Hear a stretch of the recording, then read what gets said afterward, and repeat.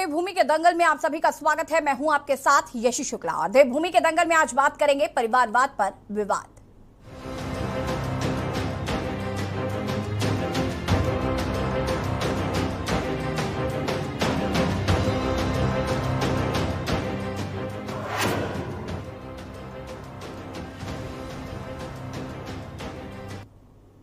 प्रधानमंत्री नरेंद्र मोदी के कल ध्वजारोहण के दौरान लाल किले की प्राचीर से दिए गए अपने अभिभाषण में किसी पार्टी का नाम लिए बिना परिवारवाद की राजनीति समाप्त करने की बात कही।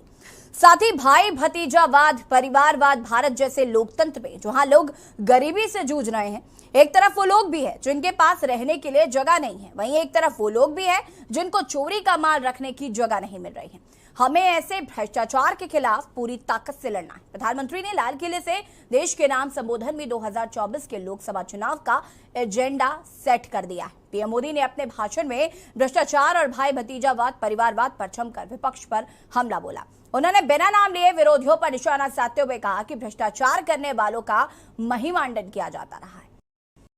पीएम मोदी देश की जनता से सहयोग और समर्थन भी मांगा है, जिसको लेकर तमाम विपक्षी पार्टियों ने प्रधानमंत्री व भारतीय जनता पार्टी पर जमकर पलटवार करते हुए कहा कि प्रधानमंत्री पहले अपनी पार्टी को देखें। क्या राजनाथ सिंह के बेटे पंकज सिंह और अमित शाह के बेटे जय शाह परिवार वाले नहीं हैं? अब इस भाषण की गूंज देवभूमि उत्तराखंड भी पहुंच चुकी है, जिस पर राजनीति गर्मा गई है। चर्चा आज इसी पर, परिवारवाद पर विवाद। उससे पहले रिपोर्ट।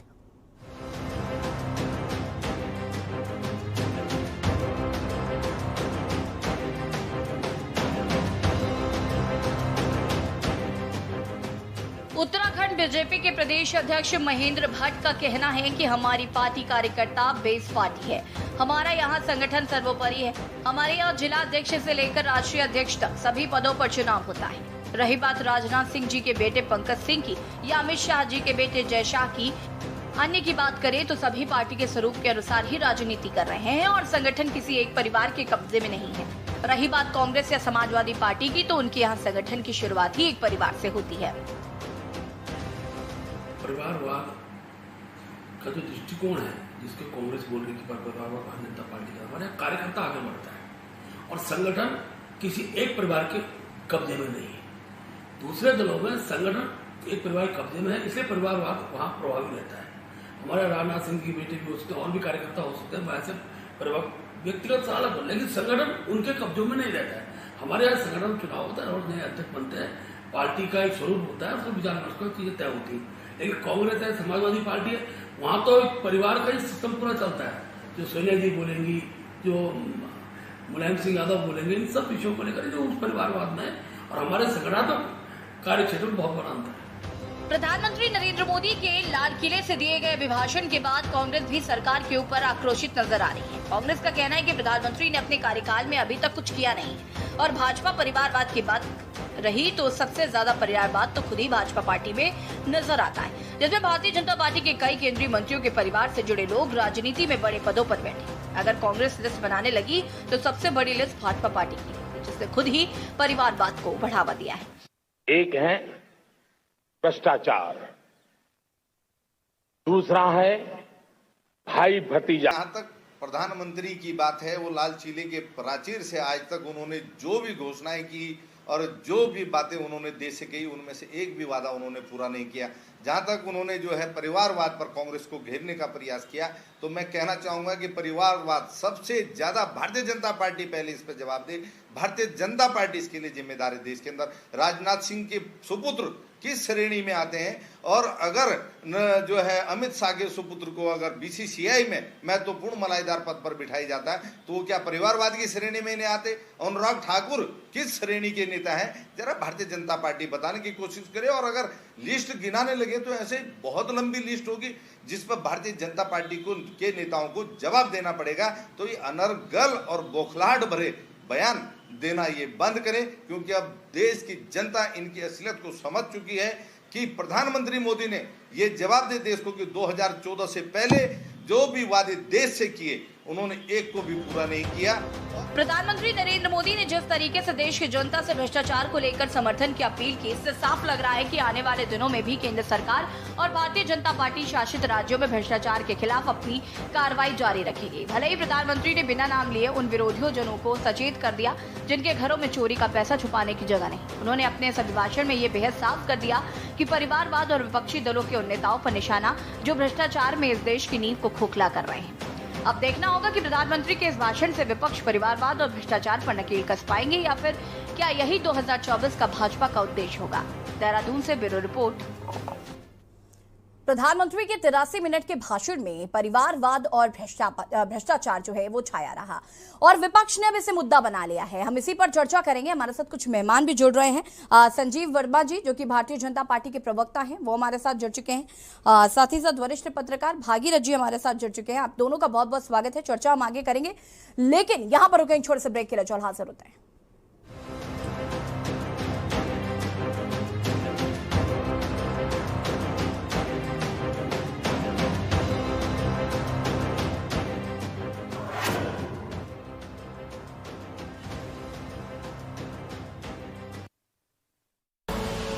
आप देख रहे हैं के न्यूज, खबरों का सारथी।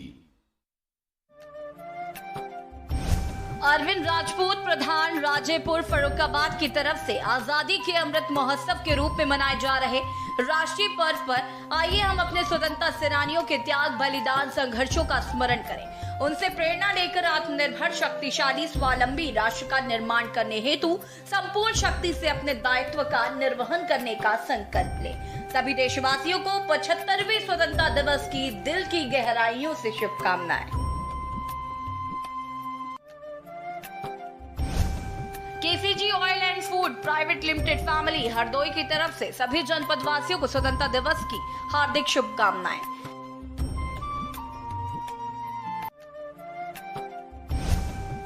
ताज बाबा राइन सभासद वार्ड नंबर 2 पूर्वी पीर बटावन बाराबंकी की तरफ से सभी देशवासियों व समस्त क्षेत्रवासियों व ग्रामवासियों को स्वतंत्रता दिवस की ढेर सारी शुभकामनाएं। पूर्णिमा सिंह तहसीलदार मेहथा तहसील कानपुर देहात की तरफ से सभी देशवासियों को स्वतंत्रता दिवस की हार्दिक शुभकामनाएं। अमरेश प्रताप सिंह चौकी इंचार्ज बागपुर मेहथा कानपुर देहात की तरफ से सभी देशवासियों को स्वतंत्रता दिवस की हार्दिक शुभकामनाएं। घनश्याम ब्रिकफील्ड नीलू पांडे निहुटा मेहथा कानपुर देहात की तरफ से सभी देशवासियों को स्वतंत्रता दिवस की हार्दिक शुभकामनाएं। Keshav Singh Chauhan Gauri HP petrol pump Malikpur Mehtha Kanpur Dehat की तरफ से सभी देशवासियों को स्वतंत्रता दिवस की हार्दिक शुभकामनाएं।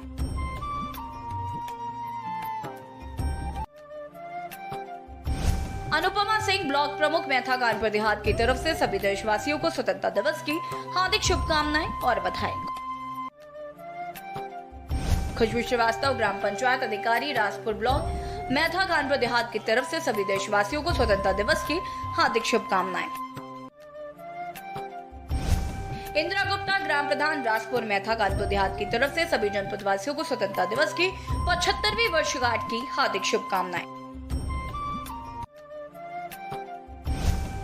रितेश तिवारी मकरंदापुर मेहथा कानपुर देहात की तरफ से सभी जनपद वासियों को स्वतंत्रता दिवस की हार्दिक शुभकामनाएं।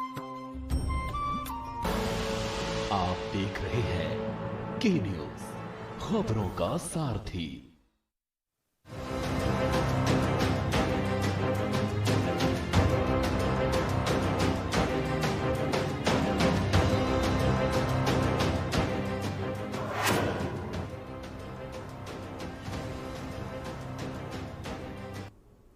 ब्रेक के बाद एक बार फिर से आप सभी का स्वागत है और आज देवभूमि के दंगल में हम बात करेंगे परिवारवाद पर विवाद।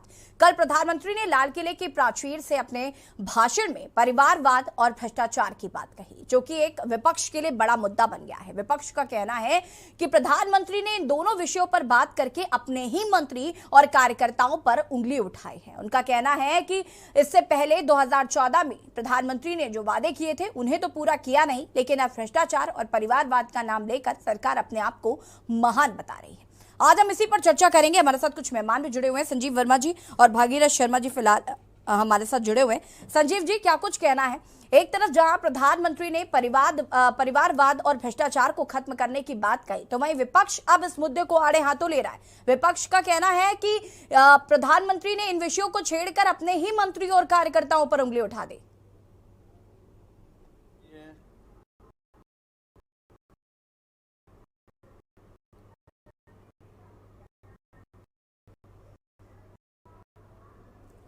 संजीव जी तक हमारी आवाज नहीं पहुंच पा रही, कोशिश करते हैं जी का मैं रुक करना।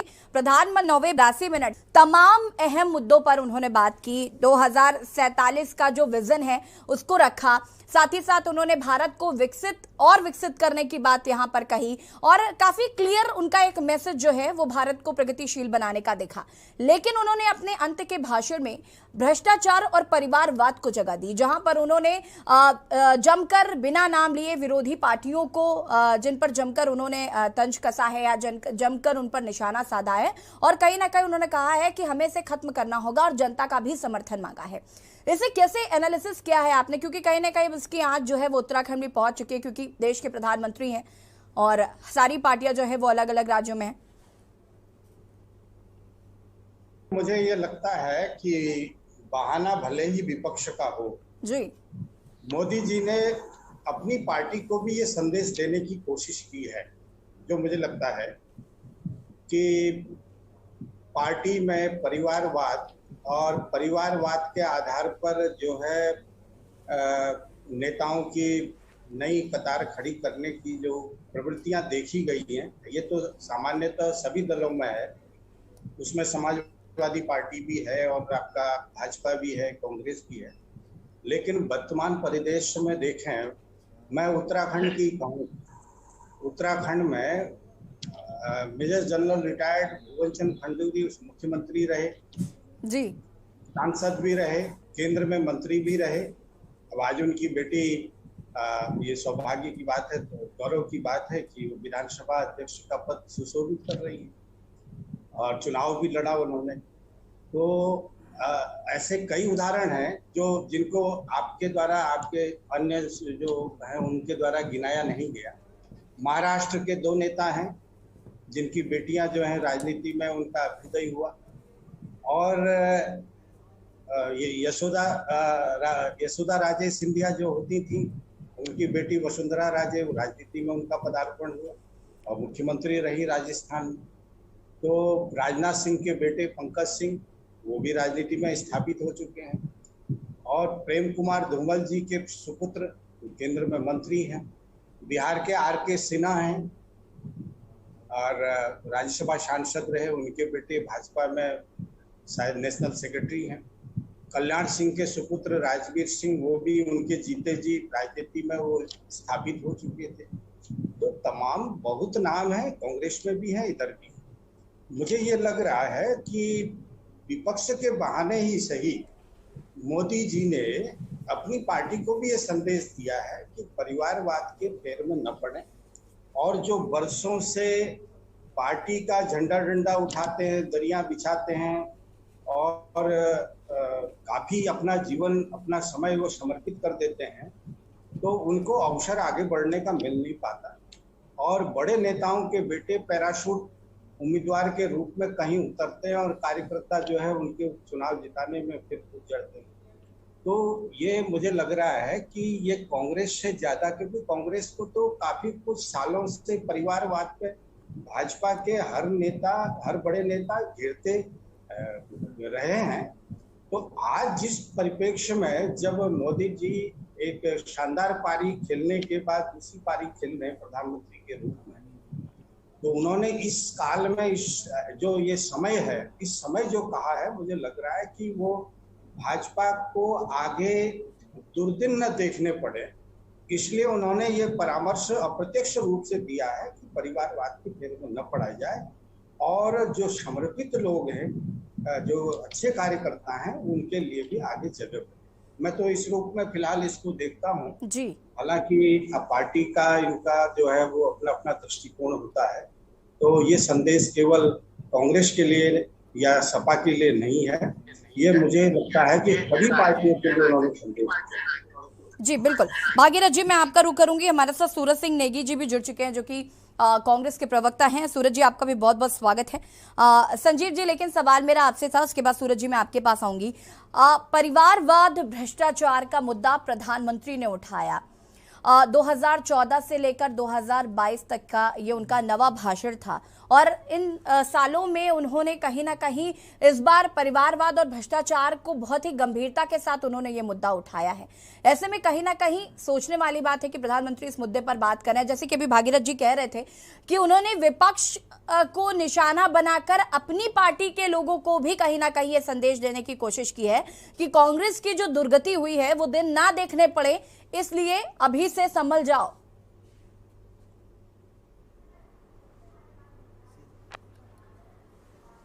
यशी जी देखिए, भारतीय जनता पार्टी में किसी भी प्रकार का कोई परिवारवाद पे हम लोग विश्वास नहीं करते, बल्कि जो हमारे कार्यकर्ता ग्रास रूट से एक धीरे धीरे उन्नति करते हुए और काम करते हुए विभिन्न पदों पर पहुंचते हैं, तो परिवारवाद के लिए भारतीय जनता पार्टी के अंदर कोई किसी प्रकार का कोई स्थान नहीं है।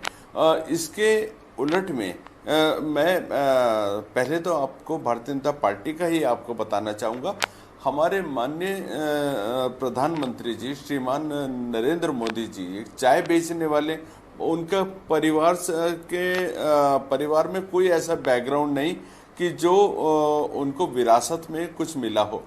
राष्ट्रपति द्रौपदी मुर्मू जी आदिवासी महिला, जिनका परिवार का कोई ऐसा बैकग्राउंड नहीं जो देखिए प्रधानमंत्री की बात तो खैर हम नहीं, संजीव जी रुकिए, प्रधानमंत्री की बात तो हम कर ही नहीं रहे हैं और ना ही हम राष्ट्रपति की बात कर रहे हैं। फिलहाल हम बात कर रहे हैं, यहाँ पर विपक्ष ने नाम लिया है राजनाथ सिंह जी के बेटे का, पंकज सिंह, अमित शाह जी के बेटे का, जय शाह जी का, उनके बारे में क्या कहना है? मैं तो पहले आपसे परिवारवाद की डेफिनेशन जानना चाहूंगी, उससे पहले संजीव जी। आ रहा हूं मैं आ रहा हूं यशी जी। देखिए, जिस प्रकार से कांग्रेस पार्टी पूरी तरह से गांधी परिवार के इर्द गिर्द पूरी तरह से घूमती रही है, और जिस तरह से कांग्रेस का अध्यक्ष बनेगा तो गांधी परिवार से बनेगा, कांग्रेस का प्रधानमंत्री का कोई चेहरा होगा तो गांधी परिवार का होगा, यानी कि जो भी उसमें एक लीडिंग रोल कोई प्ले करेगा तो वो गांधी परिवार का होगा। या और गांधी परिवार के अलावा यदि कोई भी व्यक्ति उसमें दखल अंदाजी करने का काम करेगा तो उसका रास्ता सीधा और सीधा बाहर का रास्ता वो लोग दिखाने का काम करते हैं। जैसे इन्होंने अपने एक बहुत वरिष्ठतम जो कांग्रेस के ट्रेजरर हुआ करते थे स्वर्गीय सीताराम केसरी जी, उन्होंने एक बार कांग्रेस के अध्यक्ष बनने के लिए पर्चा दाखिल करने की बात कही। मात्र पर्चा दाखिल करने की बात कहते हुए उनको निर्वस्त्र करके, जिस तरह से अपमानित करके श्रीमती सोनिया गांधी जी के इशारों पर उनके साथ अभद्रता की और ऑफिस से बाहर धकेलने का उनको काम किया। दलित चेहरा हुआ करते थे, वो कांग्रेस का दलित चेहरा हुआ करते थे, और दलितों के साथ जो इन लोगों ने छेड़छाड़ और खिलवाड़ करने का काम किया, मैं सोचता हूं दलित विरोधी पार्टी कांग्रेस पार्टी। और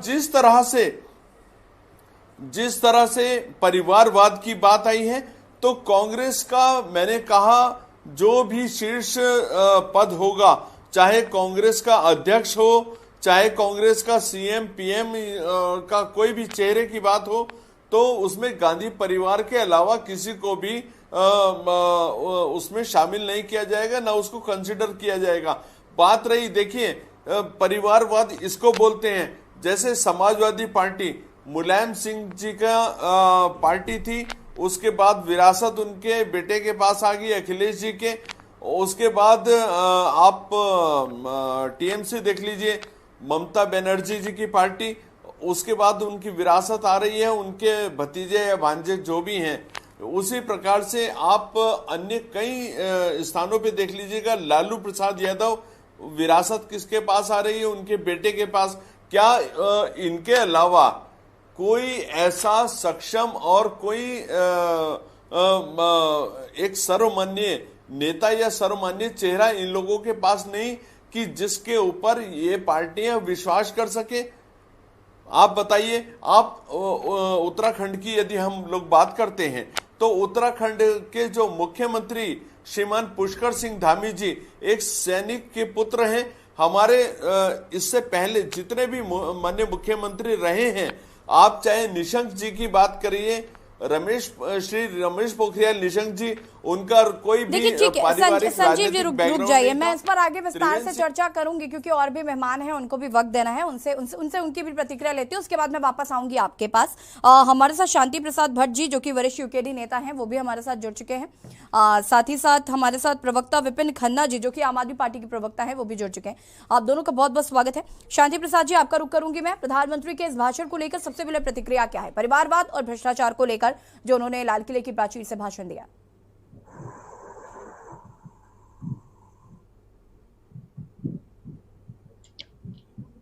फ्रेम में नहीं है, मे बी शांति प्रसाद जी से शायद कनेक्ट नहीं हो पा रहा है। सूरज सिंह नेगी जी, सबसे ज्यादा कांग्रेस बौखलाई नजर आई इस भाषण के बाद, क्यों?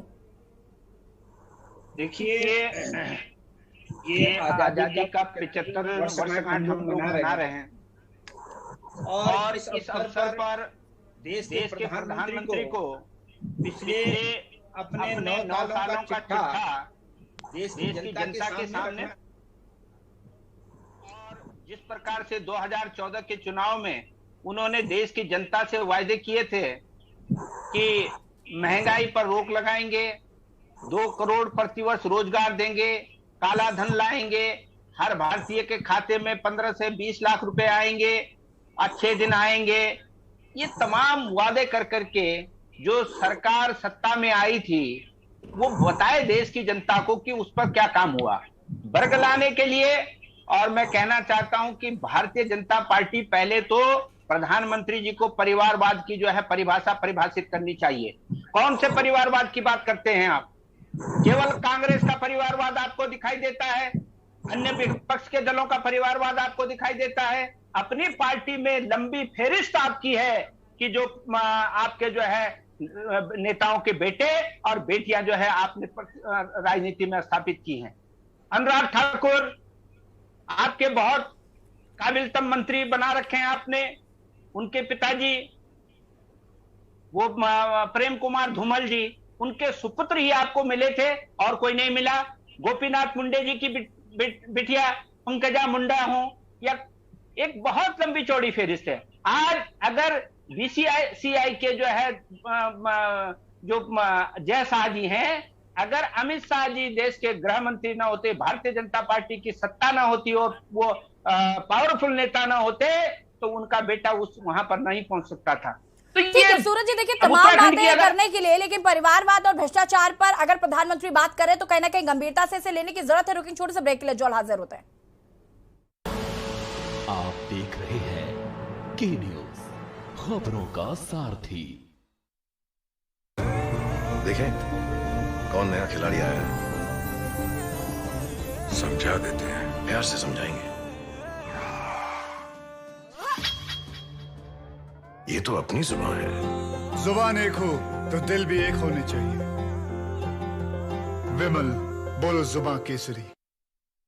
सर्वकॉन सिर्फ एक नाम नहीं, भरोसा है 35 सालों का जो आपने किया है हम पे। तभी तो हम हैं India's number 1 servo voltage stabiliser के निर्माता। कार्यालय नगर पंचायत सफीपुर जनपद उन्नाव आजादी की 75वीं वर्षगांठ के अंतर्गत हर घर तिरंगा कार्यक्रम दिनांक 11 अगस्त 2022 से दिनांक 17 अगस्त 2022 की कार्य योजना। दिनांक 11 अगस्त 2022 तिरंगा रन का आयोजन व हर घर तिरंगा का प्रचार। दिनांक 12 अगस्त 2022 नगरीय क्षेत्र के शहीदों स्वतंत्रता सेनानियों को रक्षा सूत्र प्रदान करना। दिनांक 13 अगस्त 2022 निकाय स्तर पर देशभक्ति से संबंधित विचार गोष्ठी का आयोजन। दिनांक 13 अगस्त 2022 निकाय स्तर पर देशभक्ति से संबंधित विचार गोष्ठी का आयोजन। दिनांक 14 अगस्त 2022 तिरंगा रंगोली की प्रतिस्पर्धा का आयोजन। दिनांक 15 अगस्त 2022 झंडारोहण का बृहद कार्यक्रम।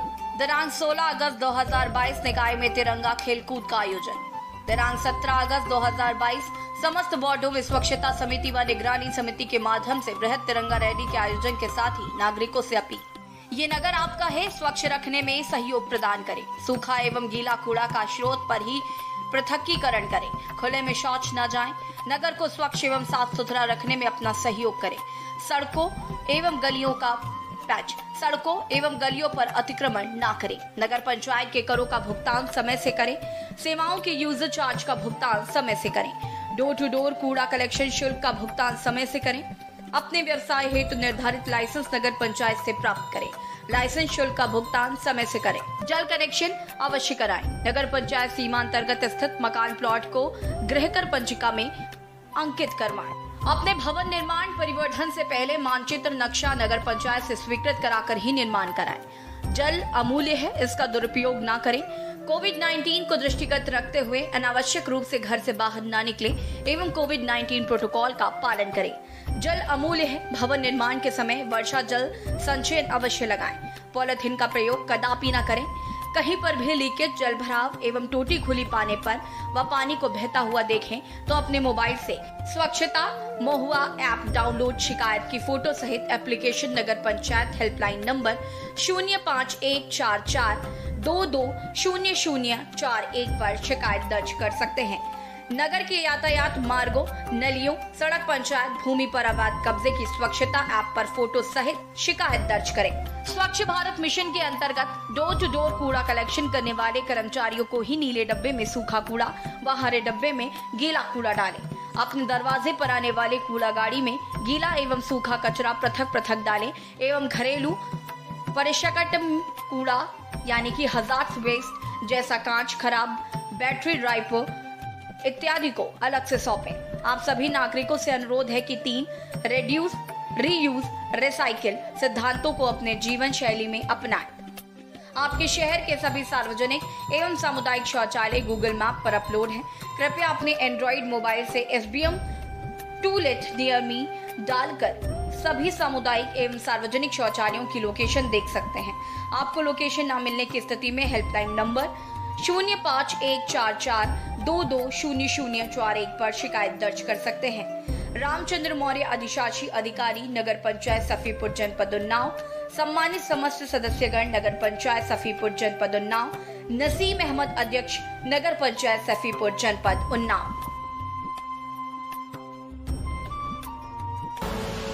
आप देख रहे हैं के न्यूज, खबरों का सारथी।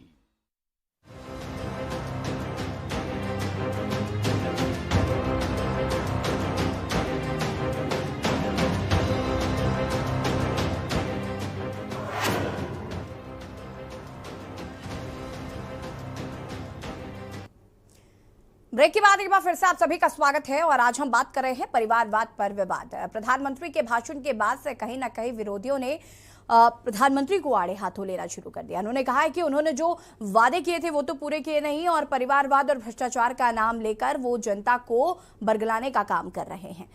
वो अपने जो किए वादे हैं पहले उन्हें पूरा करें। विपक्षियों की तरफ से तमाम तरीके की प्रतिक्रियाएं जो है वो देखने को मिल रही हैं और हम इसी पर चर्चा कर रहे हैं। और सीधे मैं रुक करना चाहूंगी यहाँ पर विपिन खन्ना जी का। विपिन जी, क्या कुछ कहना है? सबसे पहले तो क्या कुछ प्रतिक्रिया है प्रधानमंत्री के अभिभाषण के बाद परिवारवाद और भ्रष्टाचार के मुद्दे को लेकर?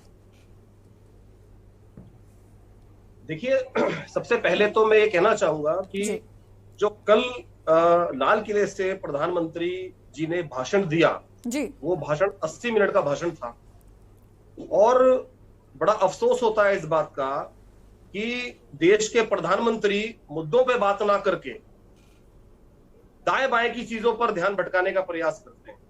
प्रधानमंत्री जी को यह बताना चाहिए था कि देश में विकास कहां हो रहा है, कैसे हो रहा है। प्रधानमंत्री जी को यह बताना चाहिए था कि महंगाई उन्होंने कितनी कम कर दी है। प्रधानमंत्री जी को बताना चाहिए था कि 2 करोड़ रोजगार के लिए उन्होंने वादा किया था तो कितने लोगों को उन्होंने रोजगार दे दिया। प्रधानमंत्री जी को यह बताना चाहिए था कि काला धन लाने का उन्होंने वादा किया था, कितना काला धन देश में आज तक आया है।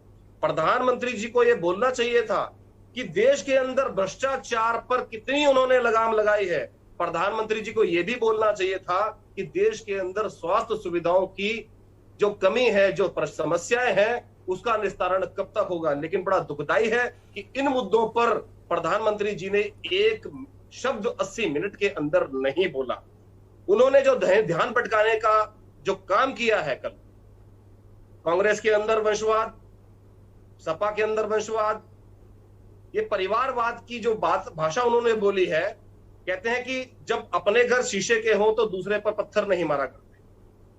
अभी मेरे मित्र प्रवक्ता बैठे हुए थे, उन्होंने सबके उदाहरण दिए हैं। मैं बार बार उस बात को दोहराना मैं समझता हूं ठीक भी नहीं है, लेकिन दोहराऊंगा जरूर। अनुराग ठाकुर हिमाचल से आते हैं, वो किसके सुपुत्र हैं? जय शाह बीसीसीआई के चेयरमैन किसके सुपुत्र हैं?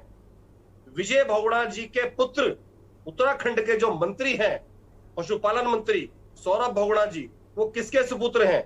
रितु खंडूरी विधानसभा अध्यक्ष हैं, खंडूरी जी की पुत्री। वो वंशवाद नहीं है। कल्याण सिंह जी एक नहीं उदाहरण है।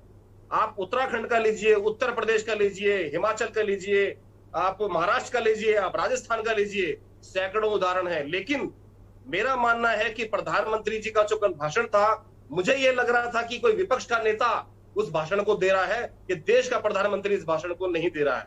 ये बड़ा दुखदाई था। 80 मिनट का टाइम लेने के बाद उन्होंने जिस तरीके से बात को मोड़ने का प्रयास किया, देश की जो समस्या है उन पर बात ना करके वो परिवारवाद पे आ गए।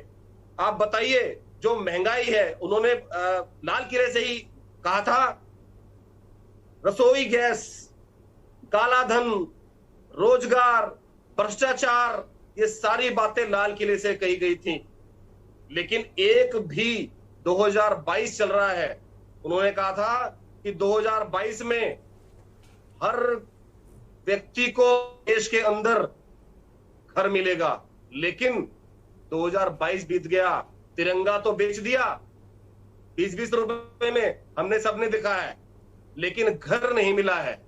तो इनका जो भी भाषण था वो केवल और केवल जनता को गुमराह करने का था। ये बहुत ही ज्यादा निराशाजनक था। ठीक है संजीव जी, इसका जवाब मैं आपसे लूंगी और आप सभी हमारे साथ बने रहिए। और यहाँ पर रुकेंगे छोटे से ब्रेक के लिए, जो हाजिर होते हैं। आप देख रहे हैं के न्यूज, खबरों का सारथी। कृष्ण गोपाल जायसवाल महाराजगंज सदर की तरफ से आजादी के 75वें अमृत महोत्सव एवं स्वतंत्रता दिवस की हार्दिक शुभकामनाएं और बधाई। अरविंद कुमार मिश्रा, थाना प्रभारी कोतवाली शहर मिर्जापुर की तरफ से सभी देशवासियों को स्वतंत्रता दिवस की हार्दिक शुभकामनाएं और बधाई। विपिन सिंह, थाना प्रभारी मिर्जापुर की तरफ से सभी देशवासियों को स्वतंत्रता दिवस की हार्दिक शुभकामनाएं और बधाई। आज़ादी के इस अमृत महोत्सव को मैं Amardeep Singh, director daffodil public school, अपने समस्त परिवार की तरफ से, डैफोडिल्स परिवार की तरफ से अपने अभिभावकों, छात्रों, पूरे देशवासियों को इस आज़ादी की जो एक हम बेला मना रहे हैं उस पर हार्दिक शुभकामनाएं देता हूं। और सिर्फ एक रिक्वेस्ट करता हूं, आज़ादी तो है लेकिन हमको अपने दिमाग से भी कुछ चीज़ की आज़ादी लेनी पड़ेगी। ख़ास तौर से ये जो आजकल एक डाउरी और प्रथा से हमको अलग होना है और हमें वुमेन एम्पावरमेंट, नारी शक्ति के ऊपर बहुत ध्यान देना है और सिर्फ अपने दिमाग को आज़ाद करना है इन ख्यालातों से। तो मेरे ख्याल से ज़रूर हम लोग काफ़ी आगे जाएंगे। बहुत बहुत शुक्रिया। जय हिंद, जय भारत। स्वतंत्रता दिवस के शुभ अवसर पर मिर्जापुर के सभी सम्मानित नागरिकों को हार्दिक शुभकामना, बधाई देता हूं।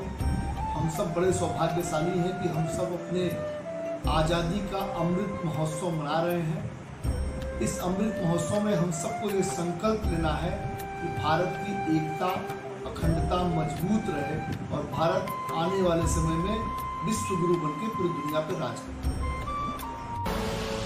आप देख रहे हैं के न्यूज, खबरों का सारथी।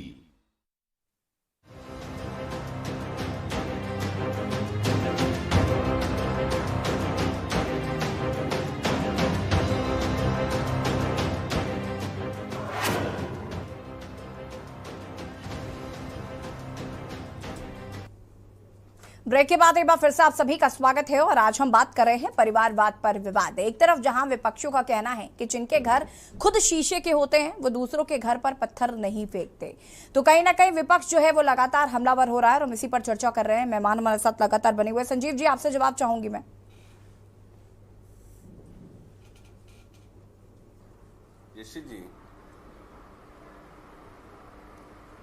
संजीव जी, जी जी, अपनी आवाज मिल रही है मेरी? जी जी, मेरी आवाज मिल रही है? संजीव जी, आपको आवाज आ रही है मेरी? हाँ यशी जी आ रही है जी, आप बोल सकते हैं। यशी जी, देखिए मैंने कहा उत्तराखंड के अभी तक हमारे जितने भी माननीय मुख्यमंत्री हुए उनमें चाहे माननीय श्री भगत सिंह कोश्यारी जी हों, चाहे जनरल खंडूरी हों, चाहे श्री रमेश पोखरियाल निशंक जी हों, चाहे श्री त्रिवेंद्र सिंह रावत जी हों, चाहे वर्तमान में हमारे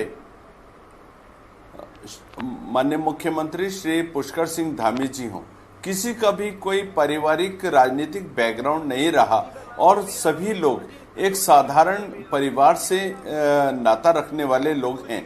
किसी का भी कोई ऐसा राजनीतिक बैकग्राउंड नहीं था जिनकी वजह से। विपिन जी रुकिए, संजीव जी, विपिन जी, खंडूरी जी को अपना मुख्यमंत्री नहीं मानते आप, भारतीय जनता पार्टी के लोग? मुझे लगता है खंडूरी जी को मुख्यमंत्री नहीं मानते आप, सच्चाई कह रहे हैं आप। संजीव जी क्या बोले? वो कह रहे हैं कि आप खंडूरी जी को का नाम नहीं लिया आपने। आप खंडूरी जी को मुख्यमंत्री नहीं मानते हैं, पूर्व मुख्यमंत्री भारतीय जनता पार्टी का। मैंने जनरल खंडूरी बोला। अपने कान का इलाज कराइए पहले, आप कान का इलाज कराइए। आप दृष्टि दोष तो उठाइए आप लोगों को। विकास आप लोगों को दिखाई नहीं देता है, विकास दिखाई नहीं देता आप लोगों को, विकास नहीं दिखाई देता। आप तो दृष्टि दोष है ना, आप वो आप लोगों को दृष्टि दोष है। लेकिन अब आपके कान भी खराब हो गए। अपने कानों का भी इलाज कराइए, अपनी आंखों का भी इलाज कराइए, अपनी आंखों का भी इलाज कराइए, अपने कानों का भी इलाज कराइए। जिस प्रकार से केजरीवाल जी को अपना परिवार दिखाई देता है, केजरीवाल जी को अपना परिवार दिखाई देता है। और महिला आयोग की अध्यक्षा उन्होंने अपनी भतीजी को बनाया, उन्होंने भी परिवार का एक उदाहरण पेश किया, उन्होंने भी अपना परिवार का एक आगे उदाहरण पेश किया। सूरज जी और विपिन जी से मैं चाहूंगी कि रुक जाइए। सूरज जी और विपिन जी प्लीज रुकिए, रुकिए। सूरज जी और विपिन जी प्लीज रुक जाइए, मैं वापस आऊंगी आप दोनों के पास, प्लीज रुक जाइए। संजीव जी, मेरा सवाल आपसे ये है कि ये इधर उधर की बातें ना करके मैं सीधे ये जानना चाहती हूँ कि यहाँ पर विपक्ष जो है वो आरोप लगा रही है कि प्रधानमंत्री नरेंद्र मोदी जी को बात करनी चाहिए थी कि उन्होंने इतने सालों में क्या किया है, महंगाई को लेकर उनका क्या रुख है, या जो किसानों की आय दुगनी करने की बात कही गई, 15 लाख रुपए सबके खाते में आने की बात कही गई। विपक्ष उन पर सवाल उठा रहा है। उन्होंने कहा कि जरूरत नहीं थी परिवारवाद और भ्रष्टाचार पर बात करने की। यशी जी, मैं अपनी बात पे आ रहा हूं, लेकिन मेरा आपसे अनुरोध है कि एक एक करके बात सुनी जाए। अगर कोई बीच में बोलेगा तो मैं भी बीच में बोलूंगा। मैं बिल्कुल किसी को बोलने नहीं दूंगा। जी ठीक है, डिबेट पे कभी कभी ऐसा हो जाता है। ठीक है, हो जाता है, बताइए, बोलिए। ठीक है, नहीं ऐसा यशी जी, जैसा अभी आपने कहा, माननीय प्रधानमंत्री जी ने, देखिए विकास हम लोगों ने किया है, हम लोगों ने धरातल पे विकास दिया है, डिलीवर किया है। जो इस समय पूरे देश भर में इंफ्रास्ट्रक्चर की एक जबरदस्त एक गंगा बह रही है, वो किसी से छुपा नहीं है।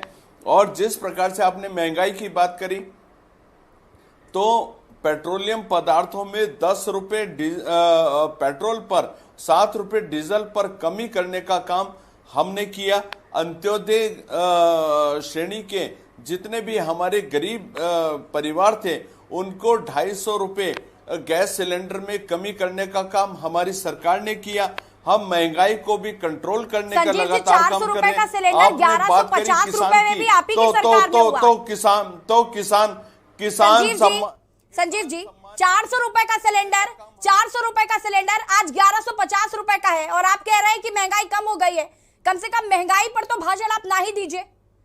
पेट्रोल के दाम 100 के पार आपकी सरकार में होते हैं, उसके बाद आप 10 रुपए, 1 रुपए, 2 रुपए कम करते हैं तो कहते हैं हमारी सरकार ने पेट्रोल के दाम कम कर दिए।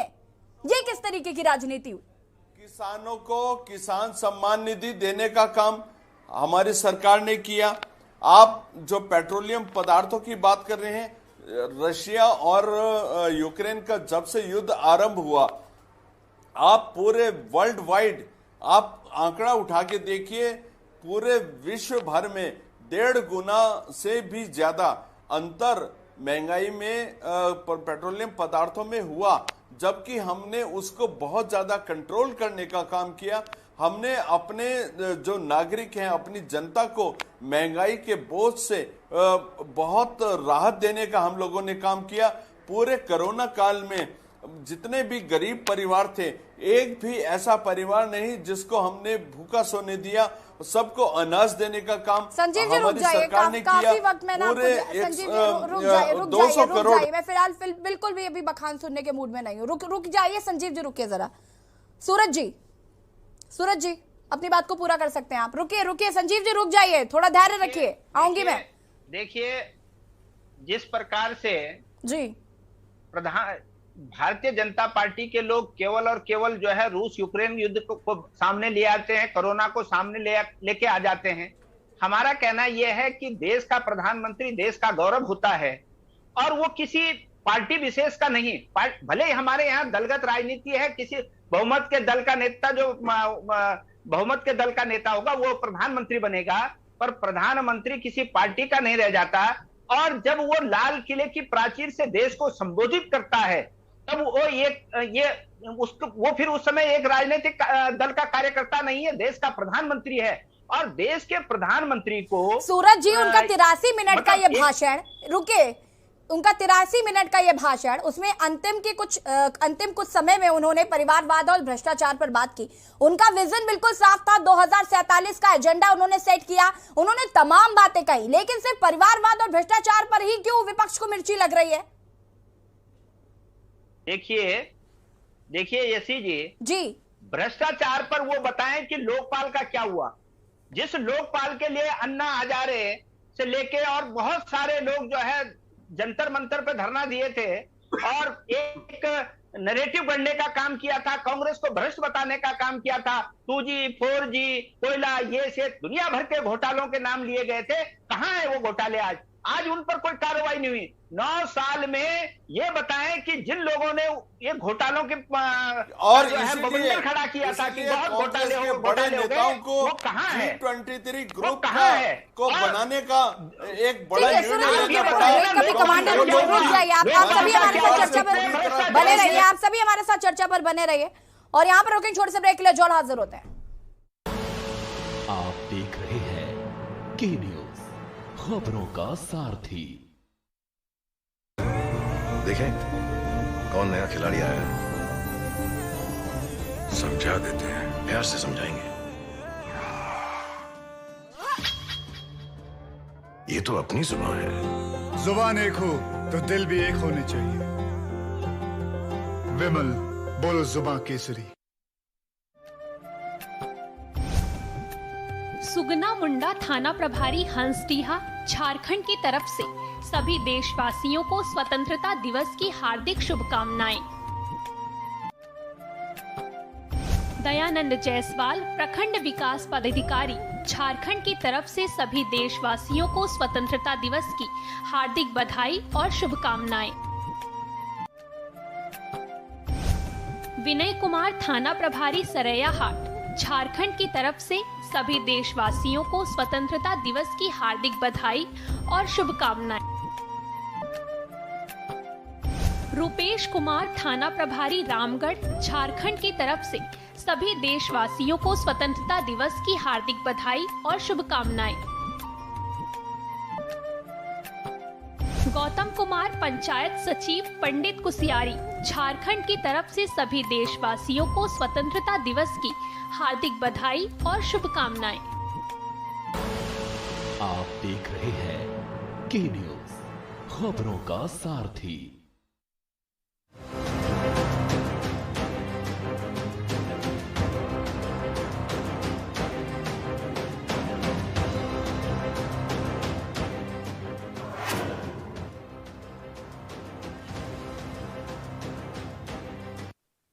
ब्रेक के बाद एक बार फिर से आप सभी का स्वागत है और बात कर रहे हैं परिवारवाद पर विवाद। और सीधे मैं भागीरथ शर्मा जी का रुख करना चाहूंगी, जो कि हमारे वरिष्ठ पत्रकार भी हैं।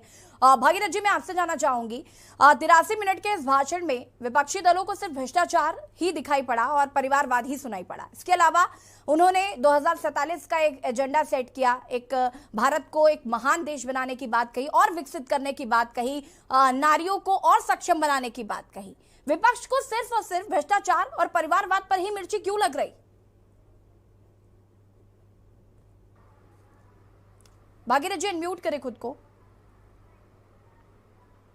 जी जी जी देखिए, प्रधानमंत्री केवल प्रधानमंत्री इसलिए नहीं है, वो राजनीतिक पृष्ठभूमि से आते हैं और राजनीतिक दल के प्रतिनिधि भी होते हैं। और गाहे बगाहे चाहे सरकारें किसी की हो, कहीं भी हो, तो विपक्ष पर हमला करने के प्रयास तो किए ही जाते हैं, सभी लोग करते हैं। और निश्चित रूप से बहुत सारी बातें हुई हैं, क्या कर लिया, क्या करना है, क्या करेंगे, ये बातें भी हुई हैं। और निश्चित रूप से विपक्ष को अपने मतलब की बात, एक मुद्दा मिल गया है और वो मुद्दा ऐसा है कि जिसमें बीजेपी को खुद भी आत्मनिरीक्षण करना पड़ेगा। और मुझे शेक्सपियर की एक बात याद आ रही है, और कहीं लिखा था उन्होंने, उसका आशय ये था कि जब मेरी कभी कमियां देखने की इच्छा होती है तो मैं स्वयं से शुरू करता हूं और इससे आगे बढ़ नहीं पाता। अगर वंशवाद राजनीति के लिए, अच्छी राजनीति के लिए, विकास की राजनीति में अगर ये बाधा है तो ये केवल कांग्रेस के लिए या अन्य विपक्षी दलों के लिए नहीं होना चाहिए, ये तो सभी के लिए लागू होगा। तो अगर ये सिद्धांत, इसको सिद्धांत माना जाए, उत्तराखंड के संदर्भ में कह दूं कि सबका जिक्र हुआ, एक मैं बीच में ये उसमें एडिशन करना चाहता हूं। काशीपुर से विधायक हुआ करते थे हरभजन सिंह चीमा, तो 2022 में उनके पुत्र विधायक बने हैं और भाजपा ने उनको मैदान में उतारा था और जीत गए। और एक मंत्री जी हैं गणेश जोशी जी, उनकी बेटी भाजपा महिला मोर्चा में राष्ट्रीय सचिव है। तो ये मैं एडिशन करते हुए ये कहना चाहता हूँ कि सबको, जब देश का प्रधानमंत्री और उच्च पदस्थ व्यक्ति कोई बात करते हैं तो निश्चित रूप से वो सबको, अच्छी हो या जैसी भी हो, सबको किसी न किसी रूप में प्रभावित करती है।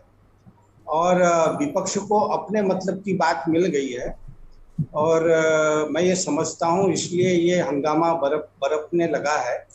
तो निरीक्षण, आत्मनिरीक्षण सबको करना पड़ेगा। लेकिन ये भी सच है, अगर मैं किसी राजनीतिक दल का व्यक्ति हूँ तो मैं ये तय नहीं कर सकता कि दूसरी राजनीतिक दल किस रीति नीति पर चले। ठीक है, ठीक है भागीरथ जी, ठीक है, मैं वापस आऊंगी आपके पास। सूरज जी, अपनी बात को पूरा कर सकते हैं आप।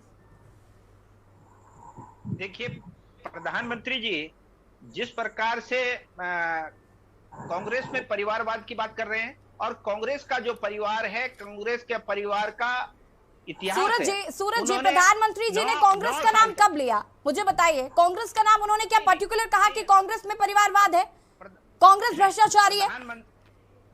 प्रधानमंत्री जी गाहे बगाहे जो है कांग्रेस का परिवारवाद उनको दिखता है। और 2022 में जिस प्रकार के सपने उन्होंने दिखाए थे कि आजादी के 75 वर्ष हो रहे हैं, किसानों की आय दुगना करेंगे, और देखिए सूरज जी भागीरथ जी वरिष्ठ पत्रकार हमारे साथ जुड़े थे, उन्होंने कहा कि उन्होंने इसका एक अलग एंगल लिया है। उन्होंने कहा है कि प्रधानमंत्री जी विरोधियों को पर निशाना साधकर कहीं ना कहीं अपनी पार्टी को भी सचेत करना चाह रहे थे कि परिवारवाद और भ्रष्टाचार को खत्म करना होगा। भागीरथ जी ने ये एंगल निकाला है। तो आपको क्या लगता है कि सिर्फ आप कांग्रेस का नाम तो सिर्फ लिया नहीं उन्होंने, या कांग्रेस को पर्टिकुलर उन्होंने एकदम निशाना बनाया है?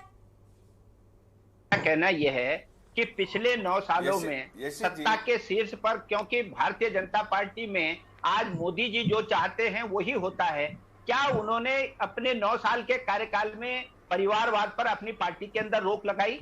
और जो विजन वो 2047 का बता रहे हैं, क्या 2022 का जो विजन उन्होंने दिया था वो पूरा हो गया? किसानों की आय दुगना करने की बात हुई थी, क्या किसानों की आय दुगना हुई? 2 करोड़ प्रतिवर्ष रोजगार देने की बात की, वो क्या उन्होंने वायदे पूरे करे? तो ये जो उनके वायदे हैं, ये इस प्रकार के जो उनके बातें होती हैं और केवल जो है मुख्य मुद्दों से जनता का ध्यान भटकाना होता है।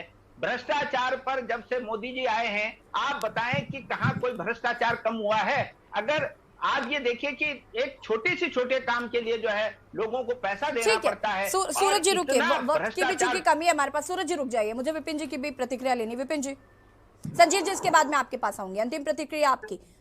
मैं माफी चाहूंगा, मैं सवाल आपका सुन नहीं पाया जी, जरा एक बार दोबारा सुनाइए। विपिन जी, आप यहाँ पर कह रहे थे कि जिस तरीके से यहाँ पर संजीव जी परिवारवाद को डिफाइन कर रहे थे और वो ये बता रहे थे कि यहाँ पर परिवारवाद नहीं है, लेकिन आप परिवारवाद की एक अलग डेफिनेशन बता रहे थे संजीव जी को। देखिए, परिवारवाद पे मैं ये कहना चाहूंगा कि देखिए, परिवारवाद एक व्यक्तिगत तौर से जब कोई व्यक्ति राजनीति में आता है या किसी भी प्रोफेशन को वो करता है, तो वो चाहता है कि मेरा जो अगली पीढ़ी है वो भी इसी प्रोफेशन में आए, क्योंकि बड़ा दुखदाई है कि राजनीति को आज के टाइम लोगों ने प्रोफेशन बना लिया है, इसे व्यापार बना लिया है, उसमें कोई भी प्रोफेशन हो। मेरा मानना है कि राजनीति के अंदर जो राजनीतिक दल हैं, उनको सबको ही इस विषय पे सोचना चाहिए कि परिवारवाद इसमें ना हो, क्योंकि ये सेवा का काम है। दूसरी चीज, अभी आपने कहा कि भाई प्रधानमंत्री का जो आखिरी में 5 मिनट का भाषण था परिवारवाद पर, उस पर तो विपक्ष ने मुद्दा पकड़ लिया, लेकिन जो बाकी उन्होंने बातें बोली उस पर विपक्ष कुछ कहने को तैयार नहीं है। तो मैं आपको 2 बातें याद दिलाना चाहूंगा। पहली तो उन्होंने मातृशक्ति की बात करी कि महिलाओं को मजबूत होना चाहिए देश में, लेकिन बड़ा दुखदाई है कि प्रधानमंत्री जी ने ही 50 करोड़ की गर्लफ्रेंड की बात करी थी। ये प्रधानमंत्री जी के ही शब्द थे और प्रधानमंत्री जी ने ही कांग्रेस की विधवा शब्द का इस्तेमाल किया था। ये प्रधानमंत्री जी के ही शब्द हैं। पश्चिम बंगाल में दीदी और दीदी कह के प्रधानमंत्री जी ने ही संबोधित किया था। तो मैं समझता हूं कि इस तरीके की जो भाषा। विपिन जी, ठीक है विपिन जी रुकिए। संजीव जी जवाब दीजिए। मात्र शक्ति समृद्ध नहीं होनी चाहिए, आप इस बात के विरोधी हैं क्या? यशी जी देखिए, चोर की दाढ़ी में तिनका। जिस प्रकार से कांग्रेस पार्टी माननीय प्रधानमंत्री जी ने परिवारवाद की बात करी, तो इन्होंने सीधा अपने ऊपर लिया, क्योंकि इनको मालूम है कि परिवारवाद कहीं है तो कांग्रेस पार्टी के अंदर है, जहां पर कांग्रेस पार्टी के इर्द गिर्द ही कांग्रेस की पूरी धुरी घूमती है और गांधी परिवार से बाहर निकलने का ये लोग सपना भी देख नहीं सकते, उसके ऊपर भी पाबंदी है।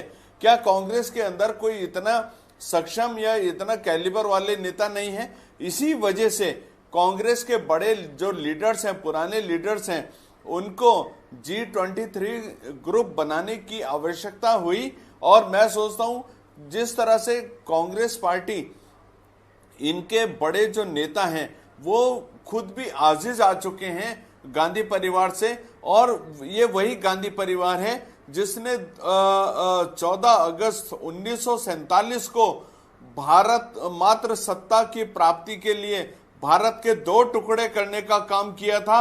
और आज ये जो भारत जोड़ो यात्रा, जो कुछ भी हो, विपक्ष को प्रधानमंत्री जी का अभिभाषण जो है वो फिलहाल रास नहीं आ रहा है, क्योंकि वक्त की हमारे पास कमी है। आप सभी का बहुत बहुत शुक्रिया चर्चा में शामिल होने के लिए। और आज हम देवभूमि के दंगल में बात कर रहे थे परिवारवाद पर विवाद।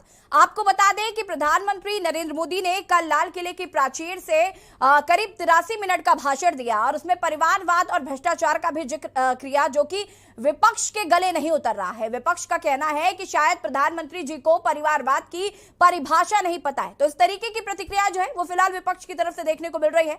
देवभूमि के दंगल में फिलहाल इतना ही। देखते रहिए के न्यूज़ इंडिया। नमस्कार। इस कार्यक्रम के प्रायोजक करता है गोल्डी हिंग, कण कण में जान, राजश्री इलायची, टशन का जश्न।